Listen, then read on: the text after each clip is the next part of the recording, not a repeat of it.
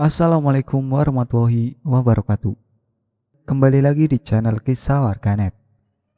Kali ini saya akan menceritakan cerita yang berjudul Pitutur atau Nasihat.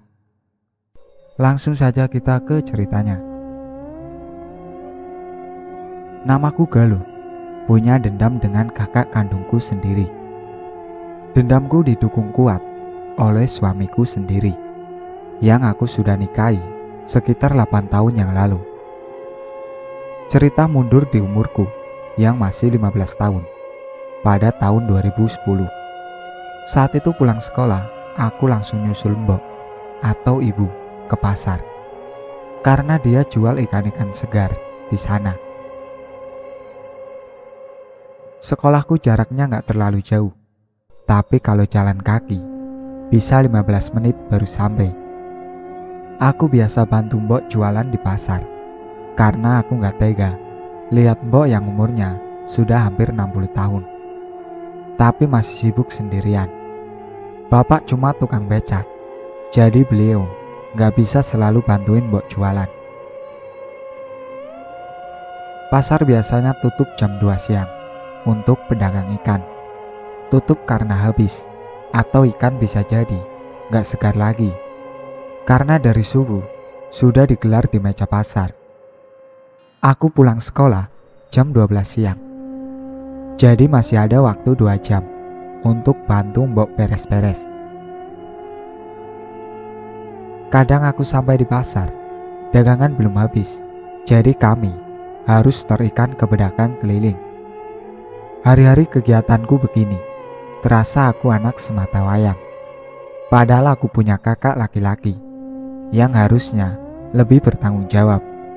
Suatu sore, waktu aku baru pulang dari pasar, aku lihat ada perempuan duduk di teras rumahku. Aku nebak-nebak siapa tamu ini. "Nuwun mbak, cari siapa ya?" tanya aku. "Lagi nungguin Mas Gamya." "Galuh ya?" kata perempuan itu. "Nggih mbak, masuk mbak, tunggu dalam yuk," ajak aku ke perempuan itu. "Ngerepotin ah, duduk sini aja," tolak perempuan itu sopan. "Ya udah mbak, aku masuk dulu ya, mau beres-beres, gak enak ini bau amis. Mari mbak." Pamit aku ke perempuan itu sambil sedikit menunduk. Karena aku selalu diajarkan mbok harus tunduk kepala ke orang yang lebih tua. "Mari," kata perempuan itu. Aku lihat di depan kamar belakang Mas Gamya sedang siap-siap, memakai tali sepatunya, sisiran, menyemprotkan banyak parfum. Aku tebak dia mau pergi kencan sama perempuan yang tadi. Aku belum sempat tanya namanya dan siapa, tapi aku yakin itu pacarnya. Setelah beres-beres, aku mau pergi mandi. Aku lihat mbok sedang berbincang sama perempuan tadi di teras. Disusul Mas Gamya yang datang memanasi motor RX-nya. Setelah itu, naiklah perempuan itu ke atas motor dan pamit sama mbok. Mbok masuk dengan membawa tambah-tambah bekas dagangan. "Itu siapa mbok?" tanyaku ke mbok. "Kawannya kakakmu, cantik ya?" kata mbok. "Iya, siapa namanya mbok?" tanya aku lagi. "Novi," jawab mbok sambil senyum-senyum. Aku tebak lagi, kayaknya mbok seneng sama perempuan itu karena pertama kalinya Mas Gamya ajak perempuan ke rumah. Sebetulnya mbok sering khawatir dengan Mas Gamya. Baru tahun kemarin ia lulus SMA, tapi sampai sekarang belum ada pekerjaan dan sudah gandeng perempuan saja. Tapi setidaknya mbok melihat peluang kalau Mas Gamya ada kemauan untuk berkembang. Mbok sepertinya banyak berharap padaku untuk segala hal karena Mas Gamya bukan orang yang banyak bicara. Sikapnya selalu dingin, suka melawan dan banyak melamun. Aku seringkali kedatangan teman ke rumah, biasanya untuk kerja kelompok. Karena aku anak SMK yang rata-rata tugasnya harus berkelompok. Kali ini aku dapat kelompok yang satu anggotanya gak pernah sekelompok sama aku. Jadi aku seperti baru kenal dengan dia. Sebut saja namanya Yoyo. Lagi asik kerja kelompok di teras. Aku lihat Yoyo mengintip ke dalam rumahku. Di jendela kayuku memang tanpa kaca, cuma dilapis kain tirai. Karena aku merasa risih, aku tegur Yoyo, tapi Yoyo nampak kaget. Sedikit pucat, tapi langsung meminta maaf karena sudah lancang. Aku juga jadi gak enak sudah ngagetin dia. Tapi semenjak itu, Yoyo jadi beda. Tiap kali kami mau kerja kelompok, dia selalu nolak kalau lokasinya di rumahku. Kami dalam kelompok mata pelajaran ini bakal selamanya sampai nanti naik kelas. Sebetulnya, kami rencananya kerja kelompok bergilir di rumah tiap anggota. Tapi semua temanku sepakat di rumahku saja selamanya. Karena rumahku punya teras luas dan halaman rindang.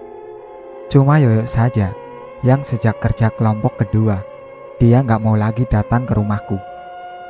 Agak heran sebetulnya, tapi ya sudahlah. Kalaupun Yoyo gak ikut, tapi Yoyo titip uang jajan dan meminjamkan laptopnya untuk kami.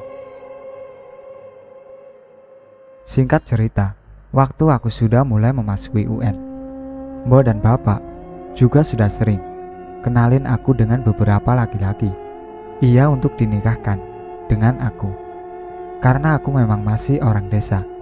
Jadi umur 18 tahun adalah umur yang pas untuk perempuan menikah. Aku ingat sekali momen-momen ini karena disibukkan UN, masuk perguruan tinggi negeri, menikah, dan beberapa persoalan kakakku.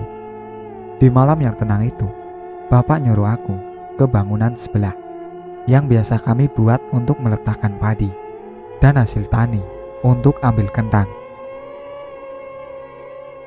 Aku berangkat, akhirnya cuma ditemani lampu senter kecil. Menyusuri jalan setapak, kira-kira 60 meter dari rumahku ke bangunan itu. Di tengah jalan aku nengok ke belakang, sekedar ngecek kenapa baru beberapa meter saja sudah gelap banget. Padahal lampu di rumah terang. Biasanya lampu rumah terangnya sampai jalanan. Waktu aku nengok, sekelebat aku lihat di rumah ada 2 perempuan dan 1 laki-laki. Itu Mbok, Bapak, 1 lagi siapa? Aku sempat mikir, kapan ada orang masuk? Perasaan jalan ke pintu depan cuma 1. Tapi biarinlah, mungkin kawan Mbok atau Bapak yang mampir. Sampai di dekat bangunan itu, aku lihat ada seperti anjing di dekat tangga bangunannya. Aku agak ngeri dengan anjing, tapi waktu aku deketi, ternyata itu Mas Gamya, merangkak dengan sesuatu di mulutnya. Betapa kagetnya aku, jantung terasa mau copot. Mas Gamya gak mungkin bercanda, ngobrol saja gak pernah, apalagi bercanda. Aku lari secepatnya ke arah yang berantakan di antara rumput-rumput tinggi. Akhirnya aku sampai ke rumah, langsung menuju kamar Mas Gamya di belakang. Betul, dia gak ada di tempat. Bapak dan Mbok kebingungan. Aku sudah gak bisa berkata-kata lagi karena nafasku tersengal. Yang aku ucap cuma Mas Gamya, Mas Gamya, sambil menunjuk-nunjuk ke arah bangunan lumbung itu. Bapak cepat-cepat ambil golok dan Mbok menyusul di belakangnya. Aku cuma diam dan baru sadar kakiku berdarah-darah kena ranting dan batu-batu besar di tanah karena sandalku putus. Aku akhirnya terduduk di depan kamar Mas Gamya sambil menangis. Menangis kaget dan sakit sekali kakiku. Aku ingat, waktu itu aku menangis. Ada yang menyusul. Iya, suara tangisanku ditiru, entah dengan siapa. Aku spontan kaget. menengok ke segala arah, tapi gak ada siapapun. Aku beranikan diri untuk berdiri ke kamar mandi, dan aku siram semua luka di kakiku. Setelah itu, aku obati sendiri di ruang tamu. Gak lama setelah itu, Mbok dan Bapak datang ke rumah, membopong Mas Gamya, yang tubuhnya basah kuyup dan kotor. "Kok bisa-bisanya sih nak? Bangun nak, bangun, ini ibu loh," kata Mbok sambil membangunkan dan mengguncangkan tubuh Mas Gamya yang tatapannya kosong melotot ke arahku. Sementara Bapak sibuk melepas pakaiannya dan membersihkan tubuh Mas Gamya, aku cuma ketakutan di hadapan Mas Gamya. Ia seperti orang mau memangsa.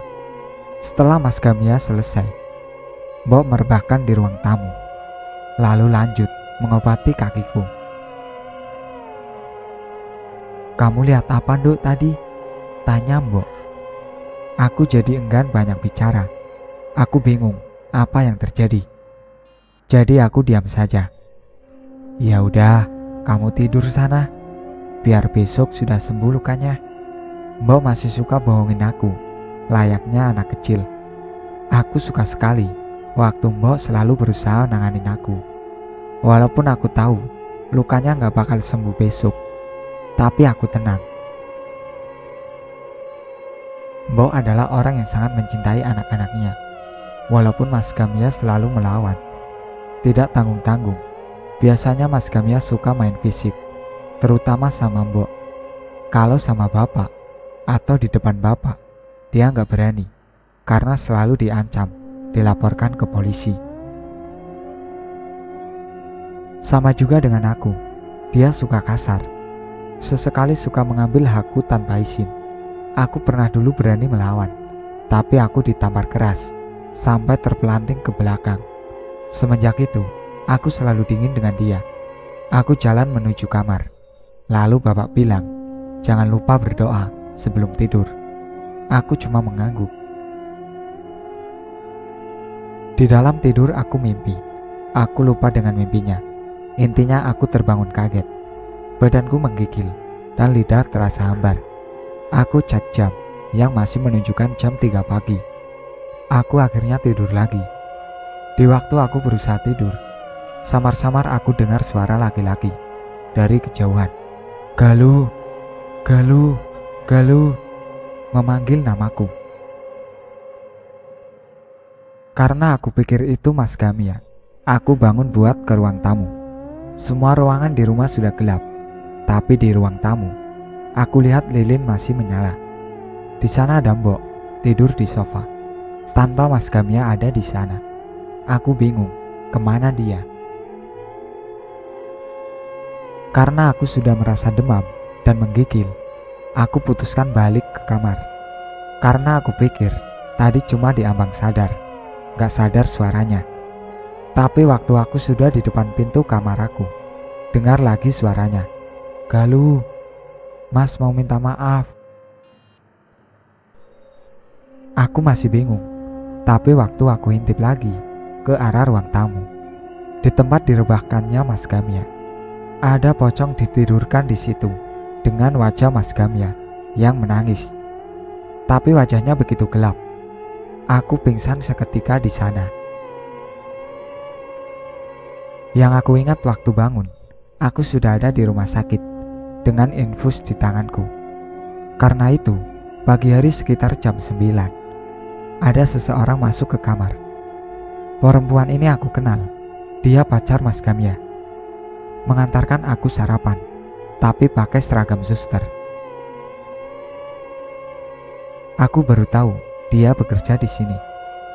Dia lemparkan senyuman dan bilang, "Dimakan ya, semoga lekas sembuh." Aku balas senyuman juga, karena kepalaku sangat pusing waktu itu. Aku gak sempat tanya, di mana Mbok dan Bapak. Seharian aku cuma bisa terbaring lemah, dengan perasaan khawatir bagaimana nanti UN. Aku gak boleh sakit lama-lama. Setelah maghrib, Mbok dan Bapak datang, membawa ranta berisi makan malam. Tapi Bapak gak lama, dia langsung pulang, karena mau jagain Mas Gamya yang juga sakit. Mbok nyuapin aku pakai tangan kosong. Nikmat sekali rasanya. Sudah belasan tahun aku gak disuapin Mbok. Mas Gamya kenapa Mbok? Tanya aku. Sudah, kamu istirahat saja dulu, kata Mbok. Mbok, aku kemarin lihat Mas Gamya merangkak di depan rumah lumbung. Di mulutnya kayak ada sesuatu, kayak ayam hidup. Tapi aku gak yakin itu ayam. Cerita aku ke Mbok. Ibu berhenti menyuapi aku, langsung ngasih air putih. Mbok sudah banyak kecewa sama kakakmu. Semenjak SMP gak pernah mau dengerin Mbok lagi, apalagi bapak. Dia seringkali bantah Mbok. Tapi Mbok berusaha berpikir juga kalau generasi Mas Gamya dan kamu gak bisa disamakan sama Mbok. Mbok gak cerita ke kamu sengaja supaya kamu bisa fokus sekolahnya. Bapak juga, dia sudah capek kerja, jadi gak mau tambah capek kalau di rumah. Jadi gak pernah curhat ke kamu soal masalah di rumah. Sebetulnya sudah 2 tahun ini kita krisis, Dok. Harusnya kita gak krisis karena kakakmu sudah dapat kerja. Tapi bapak jadi double kerjanya, ngebecak dan kuli panggul pasar. Kasihan bapak. Jelas Mbok ke aku. Terpukul rasanya, aku belum bisa bantu apapun. Dan marah juga dengan Mas Gamya. Kakakmu semakin beda sikapnya setelah kenal sama Novi. Ibu sudah minta tolong Novi untuk bantu nasihatin Gamya. Tapi Gamya cuma berubah untuk Novi, bukan untuk kita. Jelas Mbok lagi sambil terisak sekarang. Kita doakan saja untuk Mas Gamya sekarang, Mbok, supaya lebih ingat sama kita, terutama Mbok dan Bapak, kata aku sambil menenangkan Mbok. Besok siangnya aku pulang ke rumah karena keadaan sudah membaik dan orang tuaku gak bisa bayar untuk hari selanjutnya. Jadi aku di rumah sakit 2 hari 1 malam. Sore menjelang maghrib di rumah, aku lihat Mas Gamya juga yang sudah segar dan kembali gagah, sedang siap-siap mau pergi. Mau kemana Mas? Tanya aku basa-basi. Cari duit tuh, disuruh mbokmu, jawabnya ketus. Oh, hati-hati Mas, kata aku sambil pegang tangannya, karena aku mau salim. Tapi kagetnya aku, tangannya panas betul. Langsung aku melempar begitu saja. Kalau geli sama aku, mending gak usah kenal aku saja, kata Mas Gamya membentak. Kemudian aku dikagetkan, suara benda jatuh di belakang rumah. Aku spontan nengok ke arah belakang. Lalu maksudnya mau tanya Mas Gamya yang barusan itu apa. Secepat itu aku nengok balik ke arah dia. Dia hilang begitu saja. Ah, kacau pikiranku. Masa bodoh sama apa yang tadi di sebelahku. Aku pergi ke belakang. Belum sampai di belakang, aku dengar ada suara desahan perempuan dari kamar Mas Gamya. Sepertinya ada yang gak beres, karena aku penasaran apa yang terjadi. Karena aku gak tahu beda desahan orang sakit atau sedang berhubungan. Akhirnya aku intip dari lubang kunci. Terkejutnya aku, untung pilih mengintip dulu sebelum mendobrak. Karena aku takut ikut campur dengan masalah orang. Tapi bukan masalah yang ku dapat, tapi justru kakakku sendiri yang sedang bercinta. Aku segera pergi ke kamar dan berlagak gak tahu apapun. Tapi di situ juga aku gak habis pikir siapa tadi yang aku ajak bicara. Aku tunggu Mbok gak kunjung pulang dari pasar. Bapak juga, padahal sudah lepas maghrib. Oh iya, hari ini aku gak ikut Mbok ke pasar dan gak sekolah karena kondisiku belum sepenuhnya pulih. Di tengah kesunyian itu, pintu depan diketuk. Aku berharap Mas Gamya yang buka, tapi 3 kali diketuk, gak ada yang bukakan. Ya udah, aku akhirnya yang bukakan. Gak ada siapapun di balik pintu, tapi ditinggali 1 buah kelapa hijau. Di sana ditulis pesan untuk Gamya. Aku bawa masuk ke dalam rumah. Baru saja aku tutup pintunya, buah kelapa itu berubah jadi bungkusan putih. Waktu aku putar bungkusan itu, betul saja kepala pocong. Aku sudah mau gila, teriak sejadi-jadinya sambil aku lempar kelapa itu, menggelinding dengan gak wajar karena gak berhenti-berhenti, terus ke arah dapur dan belok ke pintu kamar Mas Gamya.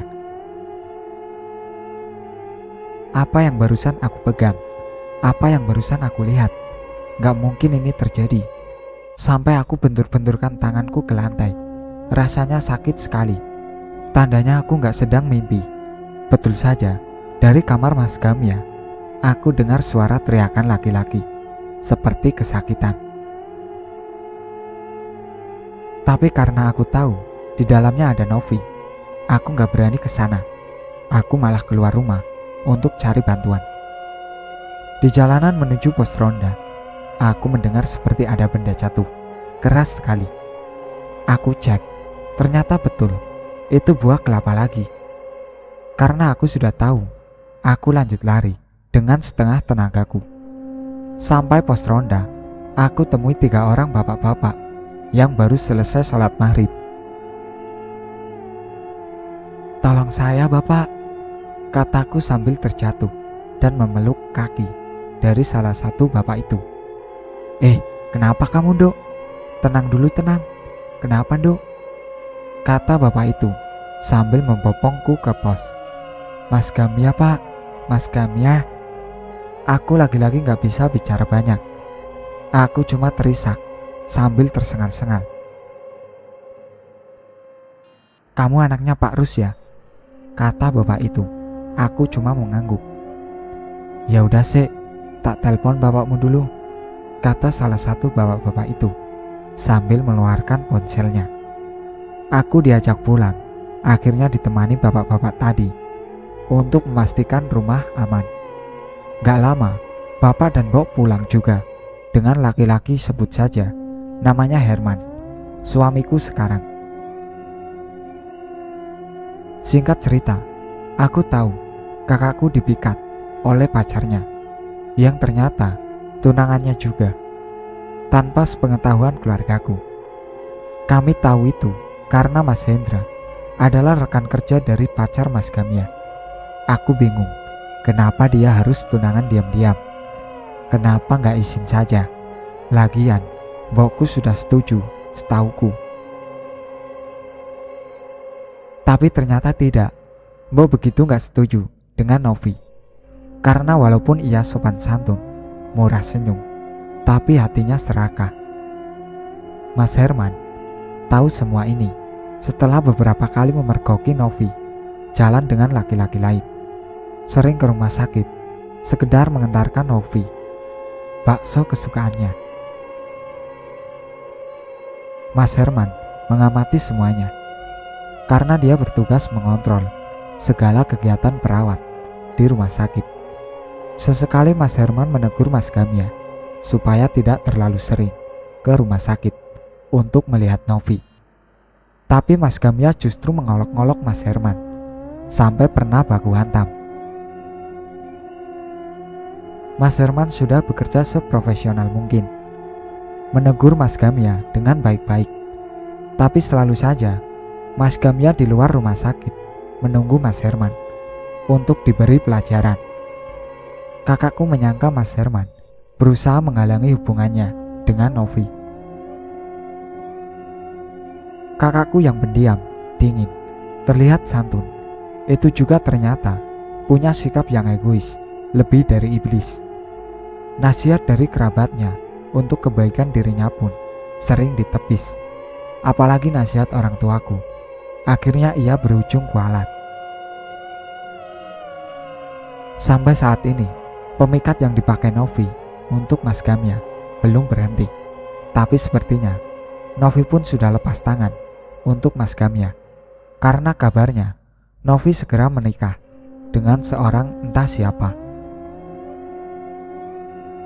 Novi dengan segala perjuangannya mengirimi kami berbagai jenis jin dan ilmu hitam agar keluarga kami tetap terpuruk.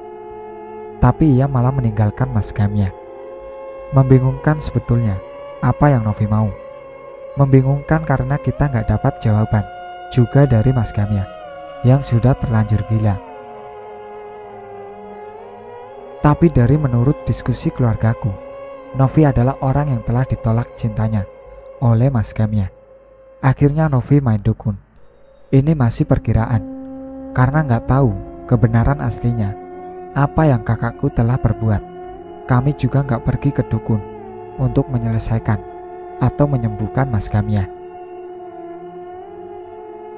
Kami cuma pergi ke pur dan berdoa terus-menerus, memohon kesembuhan Mas Gamya dan mensucikannya. Mas Herman sakit hati sekali karena sudah banyak dituduh Mas Gamya. Hampir kehilangan pekerjaannya. Jadi bulan-bulanan gosip di tempat kerjanya kalau Mas Herman adalah perusak hubungan orang. Dibuat babak belur 3 kali dengan kakakku dan teman-temannya. Untuk aku sampai saat ini masih sangat membekas betapa sakitnya dikhianati kakak sendiri, terutama melihat perlakuannya terhadap Mbok. Mbok begitu sabar merawat Mas Gamya yang sekarang sudah gak waras lagi. Mas Herman tahu akulah adik dari Mas Gamya. Waktu aku masuk rumah sakit, dia prihatin melihat aku, Mbok, dan Bapak yang tadinya cuma masalah pekerjaan. Sekarang Mas Herman bisa sampai memasuki masalah personal keluarga kami. Yang akhirnya setahun setelah aku lulus SMK dan berhasil masuk PTN, aku menikah dengan Mas Herman. Dia yang membawa derajat keluargaku lebih baik, tapi dengan terpaksa merawat kakakku juga yang gila. Dan kabarnya waktu aku selesai melahirkan, Novi juga gak terdengar kabarnya. Tapi menurut gosip dari rekan kerjanya, Novi jadi perempuan bayaran di salah satu tempat karaoke. Dan rata-rata rekannya hilang kontak karena Novi malu. Sebelum diakhiri cerita ini, baiknya kita introspeksi. Dengarkan nasihat orang tua demi keselamatan hidup, dan hargai pendapat orang lain yang niatnya memotivasi kita untuk lebih baik. Dan yang paling penting, dicek dulu kalau ada kelapa jatuh di malam hari. Jangan langsung diambil, besok pagi saja. Begitu juga kalau ada orang yang ketuk pintu di malam hari, jangan langsung dibuka. Dilihat dulu dari jendela siapa yang mengetuk, atau tanya siapa di luar. Pastikan kalian kenal mereka atau amati garis bibirnya. Kalau ada, ya aman. Itulah akhir cerita dari pitutur atau nasihat. Sekian dari saya.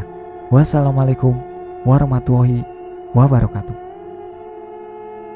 Jangan lupa like, komen, dan subscribe channel ini.